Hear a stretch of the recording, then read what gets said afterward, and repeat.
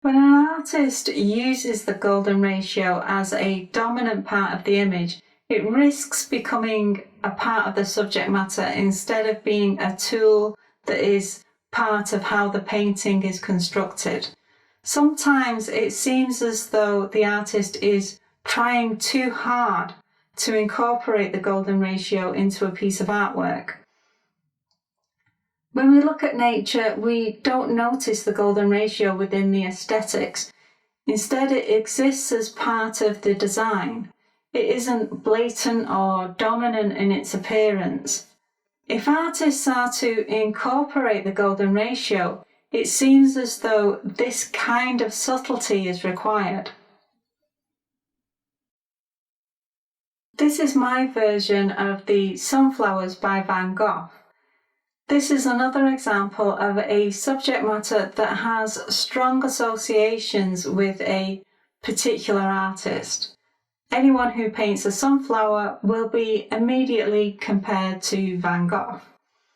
I've chosen this image because the sunflower has a connection to the golden ratio. In the head of each sunflower, I incorporated a diagram of a sunflower head. If you look at an actual sunflower head and you count the spirals, you'll always find a number from the Fibonacci sequence, and this occurs because all the florets in a sunflower head are positioned using the golden angle.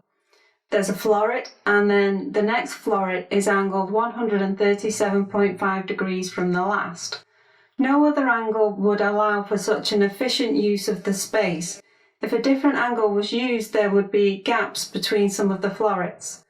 The sunflower contains the golden ratio, just as the dodecahedron and the icosahedron are connected to the golden ratio.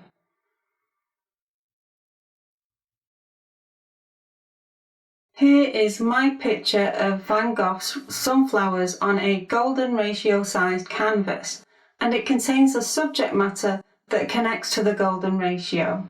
Is this any more or any less a painting about the golden ratio than Dali's image of the Last Supper? There is a long history of artists painting nature, and in doing so they also painted subject matter that has strong associations with the golden ratio. Is every painting of a sunflower a golden ratio painting? In my image, I included a diagram, but I didn't count every spiral to check I was showing all the relevant florets and making sure they were all Fibonacci numbers. It isn't a painting that is the result of observing sunflowers. Perhaps it is only a golden ratio painting if it displays all of the elements of a sunflower that relate to the golden ratio. Van Gogh wasn't thinking about the golden ratio when he created his images of the sunflowers. Do the thoughts and intentions of the artist change whether the artwork is considered a golden ratio painting or not? I'm asking these questions not because I want to provide an answer, but because I want you to consider the different answers.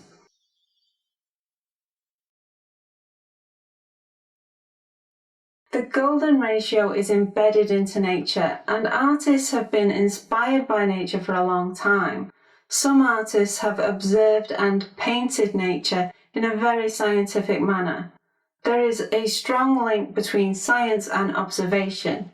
It was Maria Sibylla Merian who discovered the metamorphosis of a butterfly and painted its process. Was she an artist or a scientist?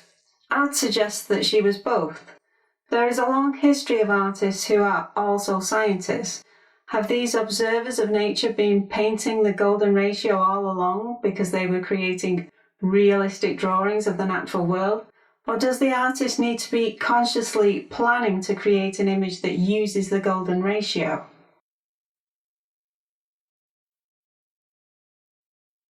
Van Gogh wasn't an artist who focused on creating realistic depictions of nature. Instead, he created artwork that had an emotional depth.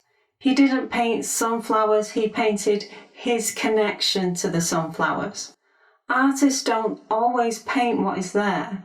The golden ratio will only show up through realistic depictions of nature, But that isn't the only kind of artwork that artists create.